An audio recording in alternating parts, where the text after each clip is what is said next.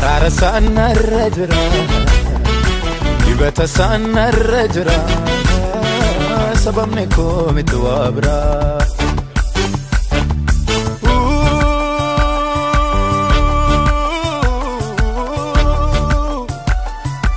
Arara sana. Bagaimana kau ikan bertinja dalam kerajaan jerajunan do berada, ane semua wanu akayon abgo dewane du nagaru, isa kesan amma na abgade bubadda wanu akayon ugaba ame shindu wante evi, ane sekali ugaba sorbe kanesa sudah guyaga hamsa saati ja kawabi kesa dekor bakase sulu baru kuature gaba sana mandi baru sa jura kaca rate mana baru sa oleni manu abira yoje chatureni bayi na duku bakesi boguni mana kurjat sigesi na danjeru garu duku bar sa duka na be tuan evi mana kurja kamiti nindaga bayi na kera edan dalat deum bare dibe himachu bare okanu mani manda anya kamiti mana kurja daga hinna ko edetani mati mana dida ituma gafa sana dati chal misa oje dedani obarapinko watare nadena jirti sistem bajini misa kana tenya na turre kota misa kana renya dunanisa ada tenya yeronya tanya dubai je kawante fi buyan ukuba pati kun wai sarra taudanda kadini tinadi suwai semwarra na aje sa taudanda edetani ise misa gabati dorde be boy kaptana kotunya bedani misa gitti dumanda ya cisen isa patte watare ningante anon pati na rukuwai rara kami kora bayi na tisimera edetani nakechis isa patte gapan nakechis sunarra gapan tabu ada kola jatu kodena juttu mali dingata dia mujeta dingata dia mtaida nenna nan dufe eksada kufeta kuno jol solitina na sigege sujjata jet eda duku ko dunia ku manjede way na tuwa way duku bakana tuna disedi ko murte fede buya ka fasaratur isa bodde nano sati sagali kesa ga ko no bot tunjuru an sire ku barra cisa nanada makta jette ga fashe nufte na ga fatu ba yena tisimera kami ko anoji taus dapat Yesus indenda murto kani pura dairetan nampu atu mede ga fasana da woteru potu mene ko jatti fudi ge sishetu ba yedu kusate jirti bayya tisimada da fi wote alpe kibi kana ke senengan gala dananiya namni nina biya wale ke sere male kasiti duku sati jaru dibe sunis gara kana kesa ka etu na chini gapanya tanya dubai na tiam made tu gara ko na kesa wali gette etu na chini akawan bine sa duku ka boti wati gette isa bote mana ko janne ka ede ko faru ko ko man rutti ga ka eda anti kana rede mo yante ma nina tiru fil ka ku waida manta de re ga fa tani ga ko ko du bachun dando de meru fe ba kana birage etani sila mana mana ko janne ka ede murte fade asgafan gawwatan ko pulis nagu balafti dirra badu nagu akana mo wallale tam mana kana tefko na fagala tamu binne bishalati ne kanjara bilise wa me bishalati ne ki anu batan jira wan nagu mumbe kera mata de bitine bisunna do bishalu waduwan ni wa madaju gafa sara botte nam ku fe kabadi wa takashari rajina wa man tayanto ni ga sana saganta na kawasti rajina wa mani na kana tadu fadi gafa sa kabani akasari jalati hutan ibe bara baye tigal di nyaka wajin kan kennam deb jada diga sanna kada tadar kasani kada jada diga dutan durais kan mana ko jare ke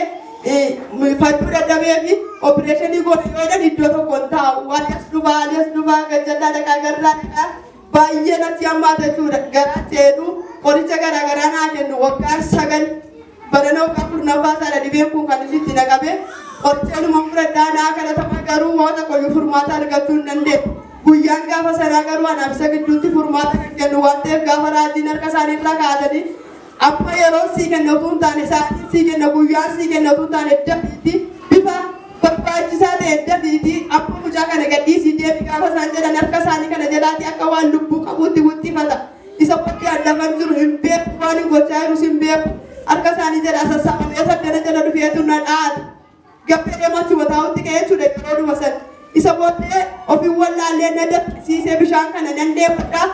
sida waan tokko yu bishaan nutti minyaawu nyaata yoo nyaaddes innis nagaanaan kennu bishaan yoo dhuge sachuma innis bishaan sana dhugaa ta'uun beeku walii gaffii geeffina ciniina gaafa waa garaa koo keessa qabu bishaan irratti kadhatanii gaafa isaan naa kenna dabbeef kana jalatti walitti sassaabameetu achuma taa'e isa boodde dafiiti karaa barbaachisaa ta'e amma nama kana gadhiisi deebi'ee farsii kenna utuu taane akkuma jedhani isa booddee laphee koo kana jetti gabbee dheeroonni ta'amu dhaqeerra walakkaa isaatii booddee dawwaleetu akka taate nama qorichaatti dhufee si geessu gadi abbaa manaa sisteenii gaafa inni naa dawwatu lakki anoo fayyeeraan jedhe ol ka'ee taa'e nan qabee hin jiru ni sila dhaqiniinu hin jiru nan naafadheen ni sila hin gubu hin jiru wayyaa kana sila yoo inni natti bu'e nan dhukkubsa waan ta'eef gaafa akkasitti ofitti qabatti cimsee ilaalu inni sila dhaqiniinu hin jiru yesuusiif galanni ta'a sabni waaqayyo isa dhibee nama jeesee nama kukkaata taa'u biyyaa fi eegamu karaatti hafuufi barbaadu yesuus kiristoos na keessaa fuudhee turtii walakkaa isaatii booddee dhibee waggaa sagaliiti ilaala. Garuu gaafa sana baay'ee natti cimee jireenya koo kana keessatti ani abdii kutadhee san deeman ture haadha koo abduun argee akka abdii gata deemee isheen dhuftee na gaggeessitu guyyaan gaafa sanaanaaf diinni kan inni qopheesse guyyaa du'aa sun garuu waaqayyo gidduu galee lafa kanatti kadhatanaaf kadhatameen ani fayyee akkasumas galanni murtaa. Sana booddee asii nan galee qaqqabeen ilaala qannoo namni kunoo namni edda jiru kun daandii kanatti watti ni galee itti maa ture akka inni na godhu san isa booddee qaqqabeen ilaale hin jiru nyaata hojjetanii gangalee nyaadhee hin jiru akka rafee ka'ee qaqqabee ilaale hin jiru galanni yesuusiif hin taasifamni waaqayyoon mallee waaqayyoon naa galateeffadha. Dhugaatiin kun lammaffaan immoo bakkuma 2 kaasee miila mirgaa kana na nyaata ture isa booddee miila kanarra fideetu isuma sirrii isaa bifa itti yeroo qofi nama ciniinu addaan irratti argamuun fidee bifa bofa magariisa wayii irratti argisiise. Isa booddee naannoo gimbiin jiraatan ture bara 2013 bara 2013 garba dhumaa itti dadeenan dhufinatiin jiraatan ture. Innis baay'ee natti cimeetu dhibee garaa koo keessaa kana wajjin taraa yoonni na dhiise isatu na dhukkuba baay'ee na dhukkuba. Akkamiin godha ani tuunni kanaan dhukkubsadhuu hin deemu inni utuun biyya kana dhufin haadha kootiin taa'ee mormaan innaan namni waaqayyo raajiin achi jiru waan ta'eef ati dhadheennaa addaadhuma keessa teessa sila maal taatee dhaqisii kadhatu nama baay'eetu achitti fayyaa ati kana yaadda inni naan jettee waan inni gaggeessuudhaaf adaanii kudhaniitu naa kadhatu turan isa booddee raajii hirkoo namni jedhamu dhufee harkarra kaa'ee bara dheeraa kan qabdee waggaa 10 duukaa kan jirtu kuni mucaa kana datti gadhiisii deemeetu naa kadhatu ture miila koo kana fuudhee deemuu hin danda'u na dhaata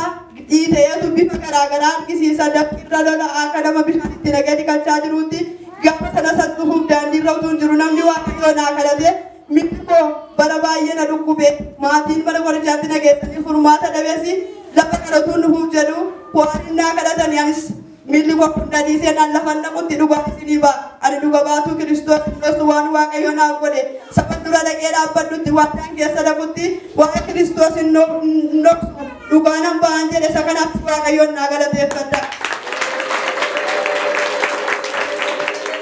Namni lafa kanatti fayyitanii iddoo biraattis fayyitanii inni si fayyise kiristoos duwwaa haa ta'u malee waa'ee kiristoos dhugaa ba'aa dhibee bara bedheeraa baattanii kan rakkachaa jirtan waaqayyo hunda isaaf yeroo qaba guyyaatti dhibeen namaa gaaffii namaa hedduu jira waan ta'eef abdii kutatinaa dhuga baatu kiristoos ta'a isiniin jedha galatooma. Maqaan koo hiikamee bultiin jedhama kana jiraatu naannoo kanadha.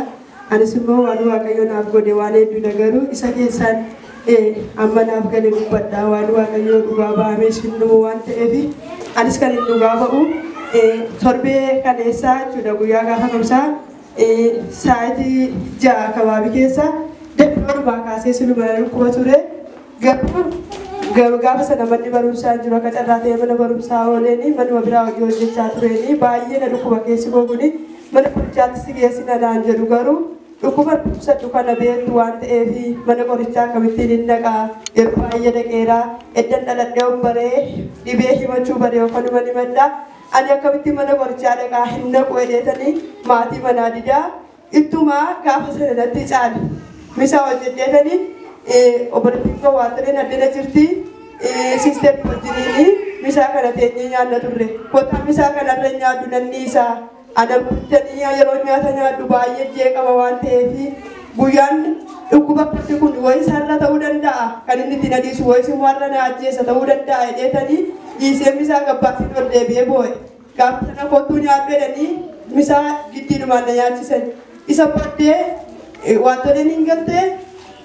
anoon baay'ee na dhukkubaa irrarra akkamiin godhaa baay'ee natti cimeeraa jedheetanii dhaqee ciise isa booddee gaafa naqee ciisuu narrabe gaafa dhabu haadha koo dargaatu kooddanan jirtu maali dingata deemuuf jettaa dingata deemta jedhanii naanan dhufee eessa dhaquuf jettaa kunoo ijoolleen walitti naannaan si geggeessuuf jedhu naan jette edaa dhukkubi koofanii akkuma jedhee wayi naturaa wayi dhukkuba kanatu na dhiisee akkuma murteeffadhe guyyaa gaafa sanaa ture isa booddee naannoo sa'aatii 9 keessa gaafa nobboon jiru ani siree gubbaarra ciisaa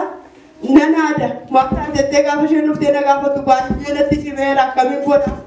ani hojii taa'us dhaabachuus ciisuus hin danda'u murtoo faanii fudhadha jedheetan nan bu'e sadhu medhee gaafa sana dawwatteetu hodhu mana qorichaatti fuudhii geessi isheen baay'ee dhukkubsattee jirti baay'ee itti cimaadha dafii wattu itti albee kibbii kana keessa nan gangaladha nan iyyaa namni inni na biyyaa waa'ee keessa dabalee akkasitti dhukkubsatti hin jedhu dhibee sunis garaa kana keessaa ka'eetu na ciniin gaafa nyaata nyaadhu baay'ee natti hammaateetu garaa kana keessa walii gaddeemeetu na ciniin akka waan bineensa lubbuu qabutti walii gaddeeme isa booddee mana qorichaan dhaqee qofaadhuma akkuma jirutti gaafa ka'ee daandii kanarra deemu iyyaan deema inni natti dhufu ilkaan dhukkubaa'edha maal taatee na gaafatani garuu tokko dubbachuu hin danda'u deemee dhufee baattii kana bira ga'eetanii sila mana qorichaan dhaqee murteeffadhee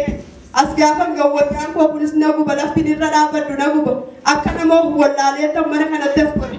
naafa kadhatamuuf hin dhufneen bishaan natti naqaan jedhaa bilisee waame bishaan natti naqii akka gubachaan jira waan nagumun beeku jedha maal taateef itti deebisuu hin danda'u bishaan waduwwaan ni waan maddaa jiru gaafa sana booddee naan kufee qabanii wal naqashanii raajii naa waamanii tajaajiltoonni gaafa sana sagantaatti naa qabasitti raajii naa waamanii naa kadhatan dhufanii gaafa isaan qabanii akka isaanii jalaatii hutaadha dhibeen bara baay'eetti galti nyaata wajjin kan kennamteef jedhanii gaafa isaan naa kadhatan harka isaanii kana jalaa walii gadu ta'an duraanis kan mana qorichaa dhaqee fayyuu dadhabee fi opereeshinii goone yoo jedhan iddoo tokko hin taa'u alias dhufaa gajjallaa dhaqaa garraa dhaqaa baay'ee natti hammaata jechuudha garaa jedhu qoricha garaagaraa naa kennu waggaa 9 barana waggaa 14 dhibeen kun kan inni itti naqabe qoricheenuma fudhadhaa naa kadhatama garuu waan tokkoyyuu furmaata argachuu hin dandeenye guyyaan gaafa sanaa garuu anaaf isa gidduutti furmaata kan kennu waan ta'eef gaafa raajiin harka isaanii irra kaa'atanii amma yeroo sii kennatu hin taane sa'aatiin sii kenna guyyaan sii kennatu hin taane dafiitti bifa barbaachisaa ta'e dafiitti amma mucaa kana gadhiisii deebi gaafa isaan jedhan harka isaanii kana jalaatti akka waan lubbuu qabuutti wuttifata isa booddee addafan jiru hin beeku waan hin gochaa jirus hin beeku harka isaanii jala sassaabamee saddana jala dhufeetu na dhaata gabbee deemachi wataa'utti ka'ee jechuudha yeroo dhuma sana isa booddee ofii wallaallee na dabbisiisee bishaan kana nan deemudha sida waan tokkoyyuu bishaan itti mi'aawu nyaata yoo nyaaddes innis nagaa naan kennu bishaan yoo dhuge sachumaa innis bishaan sana dhugaa ta'uun beeku walii gabbiigee na ciniina gaafa waa garaa koo keessa qabu bishaan irratti kadhatanii gaafa isaan naa kenna dabbeeku kana jalatti walitti sassaabameetu achuma taa'e isa booddee dafiitti karaa barbaachisaa ta'e amma nama kana gadhiisii deebi yeroo sii kennatu hin taane akkuma jedhani isa booddee dabbeeku kana jalatti gabbee yeroo inni ta'amu dhaqeerra walakkaa isaatii booddee dawwaleetu akka taate nama qorichaatti dhufee si geessu gadi abbaa manaa sisteerii gaafa inni naa dawwatu lakki anoo fayyeeraan jedhe ol ka'ee taa'e nan qabe hin jiru ni sila dhaqiniinu hin jiru nan naafadheen ni sila hin gubu hin jiru wayyaa kana sila yoo inni natti bu'e nan dhukkubsa waan ta'eef gaafa akkasitti ofitti qabatti cimsee ilaalu inni sila dhaqiniinu hin jiru yesuusin galanni ta'a sabni waaqayyoo isa dhibee nama jeesee nama bukkaataaf taa'u biyyaa fi eegamu karaatti hafuun barbaadu yesuus kiristoos na keessaa fuudhee turtii walakkaa isaatii booddee dhibee waggaa 9 ilaala garuu gaafa sana baay'ee natti cimeera jireenya koo kana keessatti ani abdii kutadhee san deeman ture haadha koo abduun argee akka diggata deemee isheen dhuftee na geggeessitu guyyaan gaafa sanaa naaf diinni kan inni qopheesse guyyaa du'aa sun garuu waaqayyo gidduu galee lafa kanatti kadhatanaaf kadhatameen ani fayyee yesuusin galanni hundaa sana booddee asii nan galee qaqqabeen ilaala qannoo namni kunoo namni addana jiru kun daandii kanatti watti galee itti maan ture akka inni na godhu san isa booddee qaqqabeen ilaala hin jiru nyaata hojjetanii gangalee nyaadhee hin jiru akka rafee ka'ee qaqqabee ilaala hin jiru galanni yesuusiif hin taasifamni waaqayyoon mallee waaqayyoon naa galateeffata dhugaatiin kun lammaffaan immoo bakkuma 2 kaasee miila mirgaa kana na nyaata ture isa booddee miila kanarra fideetu isuma sirrii isaa bifa itti yeroo qofi nama ciniinu addaan irratti argamuun fideetu bifa bofa magariisa wayii irratti argisiise isa booddee naannoo gimbiin jiraadhan ture bara 2000 fi kuda sadi bara kuma lama kuda sadi garba duma itu dadena nufina tinjira ture innis baay'ee natti timeetu dhibee garaa koo keessaa kana wajjin taraa yoonni na dhiise satu na dhukkuba baay'ee na dhukkuba akkamiin godha ani tuunni kanaan dhukkubsadhuu hin deemu inni utuun biyya kana nufina haadha kootiin taa'ee mormaan innaan namni waaqayyoo raajii natti jiru waan ta'eef ati dhadheennaa addaadhuma keessa teessa sila maal taatee dhaqisii kadhatu nama baay'eetu achitti fayyaa ati kana yaadda inni naan jettee waan na geggeessuudhaaf adaadii budhaniitu naa kadhatu turan isa booddee raajii hirkoon jedhamu dhufee harkarra kaa'ee bara dheeraa kan qabdee waggaa 10 duukaa kan jirtu kuni mucaa kana daffi gadhiisii deemeetu naa kadhatu ture miila koo kana fuudhee deemuu hin danda'u na dhaata dhiiteetu bifa garaagaraa argisiisa daffirra lola akka nama bishaan itti nagee dhiqachaa jiruutti gaafa sana sattufuuf daandiirra utuu jiru namni waaqayyoo naa kadhate miilli koo bara baay'ee na dhukkube maatiin mana qorichaatti nageessanii furmaata dhabeessi lafa kadhatuun dhufuuf jedhu waan naa kadhatanii anis miilli koo hunda dhiisee naan lafan naqutti dhugaan isinii ba'a ani dhuga baatuu kiristoos hundeessu waan waaqayyoo naaf godhe saban dura dhaqee dhaabbadhutti waadaan keessa dhaqutti waa'ee kiristoos hin dhoksu dhugaanan ba'an jedhe isa kanaaf waaqayyoon naa galateeffadha. Namni lafa kanatti fayyitanii iddoo biraattis fayyitanii inni si fayyise kiristoos duwwaa haa ta'u malee waa'ee kiristoos dhugaa ba'aa dhibee bara bedheeraa baattanii kan rakkachaa jirtan waaqayyoo hunda isaaf yeroo qaba guyyaatti dhibeen namaa gaaffii namaa hedduu jira waan ta'eef abdii kutatinaa dhuga baatu kiristoos ta'a isiniin jedha galatooma.